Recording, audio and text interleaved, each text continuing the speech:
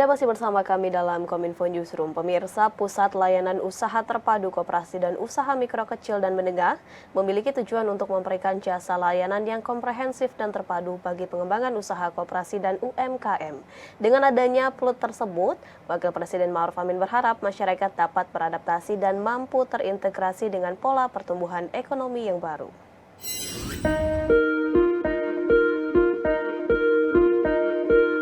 Wakil Presiden Republik Indonesia Ma'ruf Amin meresmikan secara serentak 6 pusat layanan usaha terpadu atau PLUT Koperasi dan UMKM yang tersebar di berbagai kabupaten kota di Indonesia, diantaranya di PLUT KUMKM Kabupaten Semarang, Jawa Tengah. Wapres Ma'ruf mengatakan bahwa pemerintah terus menghadirkan transformasi ekonomi yang inklusif dan menjangkau semua lapisan tingkatan ekonomi.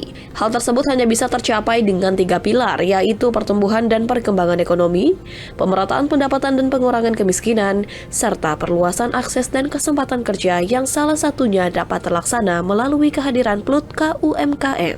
PLUT memiliki posisi strategis sebagai pengembangan semangat kewirausahaan.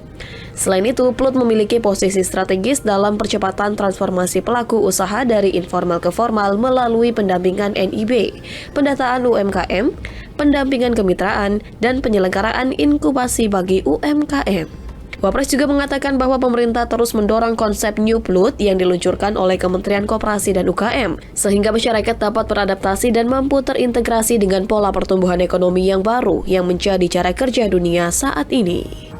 Harapannya semakin banyak pelaku usaha yang dimudahkan untuk mendapatkan layanan sertifikasi, produksi pangan, industri rumah tangga, sertifikasi halal, merek dan izin edar Badan POM. Sertifikasi akan memperbesar peluang produk UMKM masuk ke rantai pasok dan mengakses pasar lebih luas. Menteri Koperasi dan UKM Teten Mas Duki mengatakan bahwa untuk memperluas jangkauan dan layanan PLUT pada tahun 2022 telah dilakukan pembangunan dan revitalisasi PLUT KUMKM melalui dana alokasi khusus fisik, tematik penguatan destinasi pariwisata prioritas dan sentra IKM bidang UMKM kepada 20 kabupaten kota dengan total anggaran sebesar 127,6 miliar rupiah yang dialokasikan untuk pematangan lahan, revitalisasi gedung, serta sarana dan prasarana pendukung layanan PLUT. Hingga saat ini telah terbangun sebanyak 74 PLUT KUMKM yang tersebar di 74 kabupaten kota di seluruh Indonesia. Nah, dampak terdekat dari kegiatan ini adalah meningkatkan produktivitas, nilai tambah, kualitas kerja, serta daya saing koperasi dan UMKM, meningkatkan kualitas layanan pendampingan bagi koperasi dan UMKM, juga menambah jumlah koperasi dan UMKM yang didampingi. Tahun 2023, pemerintah akan tetap melakukan mitigasi COVID-19 sekaligus fokus terhadap transformasi kesehatan. Kuntawibawa Dasanugraha menyebutkan, Kemenkes juga akan terus berkomitmen untuk memperkuat kesehatan dengan memfokuskan 6 pilar.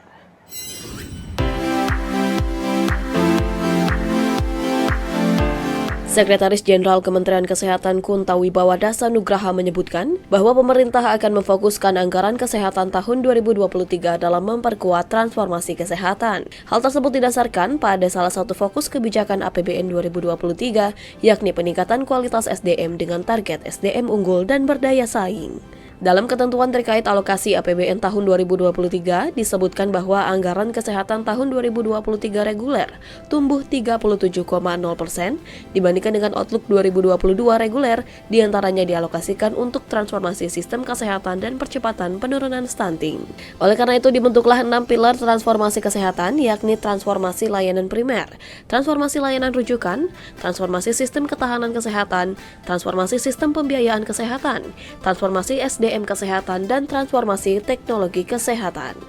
Sekjen Kemenkes juga menyebutkan bahwa memperkuat layanan dasar adalah kunci suksesnya transformasi kesehatan. Indonesia sendiri memiliki lebih dari 300.000 posyandu. Pengoptimalan kebermanfaatan posyandu ini jugalah yang akan menjadi fokus pemerintah pada tahun 2023. Pilar pertama itu adalah kita ingin memperkuat primary care atau layanan dasar. Ini Puskesmas, Posyandu, dan Pustu. Dan ternyata kita juga punya hampir 300.000 posyandu. Ini ujung tombak kita. Kenapa kok kita ingin memperkuat promotif preventif? Karena sebenarnya di dunia semua menuju ke sana ya. Intinya kan kita ingin produktif.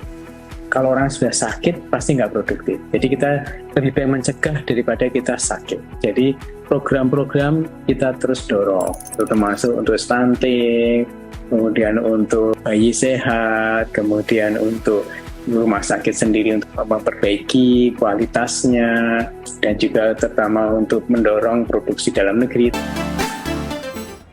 Perjalanan pembangunan sektor industri manufaktur nasional pada tahun 2022 masih diwarnai dengan gejolak dan tantangan baik dari dalam negeri maupun global. Menteri Perindustrian Agus Gumiwang Kartasasmita berharap sektor industri manufaktur pada tahun 2023 diperkirakan tumbuh antara 5,1 hingga 5,4%.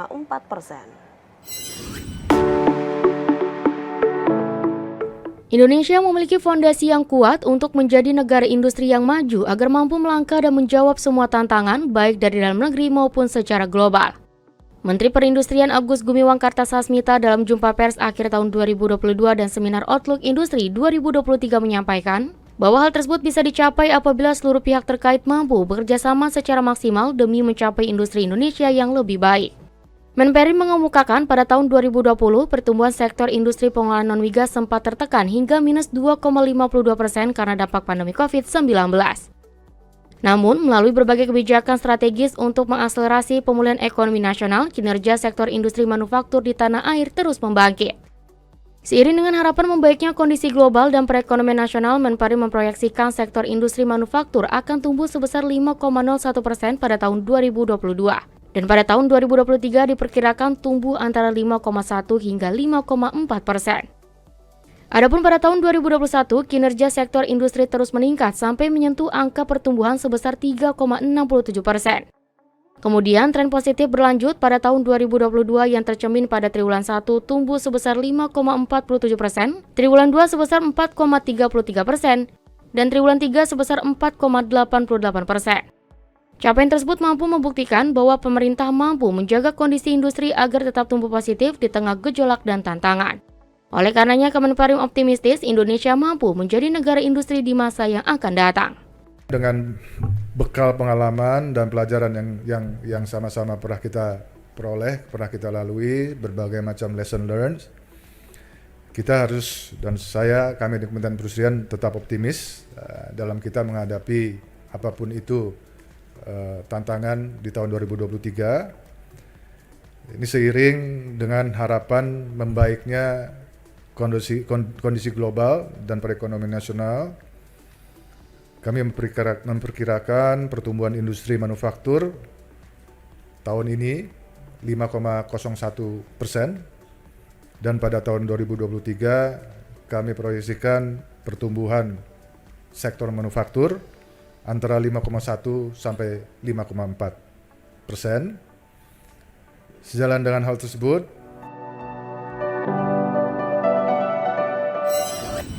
Kepala Badan Pengawas Obat dan Makanan, Pendika Lukito menilai pihaknya sudah bekerja sebaik-baiknya dalam kasus gagal ginjal akut.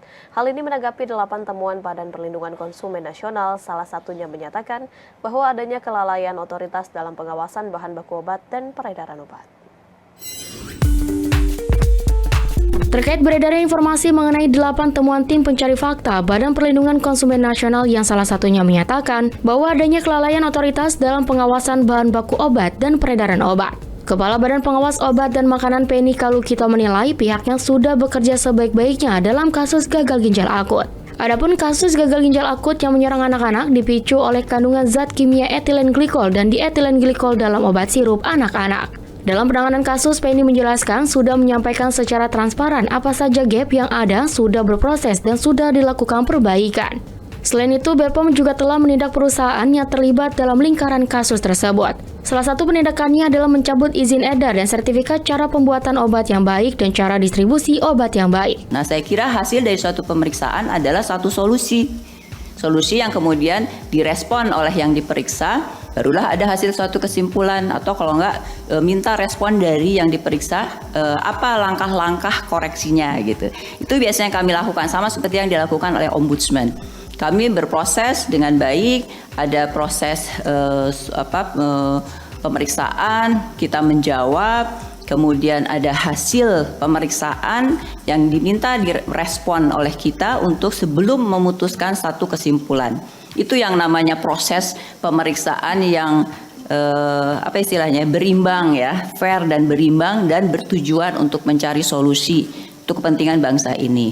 Sejak dibentuk pada 7 November 2022 oleh BPKN RI, tim pencari fakta menemukan 8 fakta terkait keracunan obat sirup di Indonesia yang memicu 324 korban, sebanyak 199 diantaranya dinyatakan meninggal. Fakta yang dimaksud antara lain ketidakharmonisan komunikasi dan koordinasi antar instansi di sektor kesehatan dan kefarmasian dalam penanganan lonjakan kasus gangguan gagal ginjal akut pada anak. Adanya kelalaian instansi atau otoritas sektor kefarmasian dalam pengawasan bahan baku obat dan peredaran produk jadi obat. Ketidaktransparan terkait penindakan oleh penegak hukum yang dilakukan kepada industri farmasi. Pemirsa, usai jeda kami akan kembali dalam dialog pengelolaan sungai, upaya pemulihan fungsi sungai Provinsi Sulawesi Tengah bersama rekan kami Mona Azaranisa. Sesaat lagi.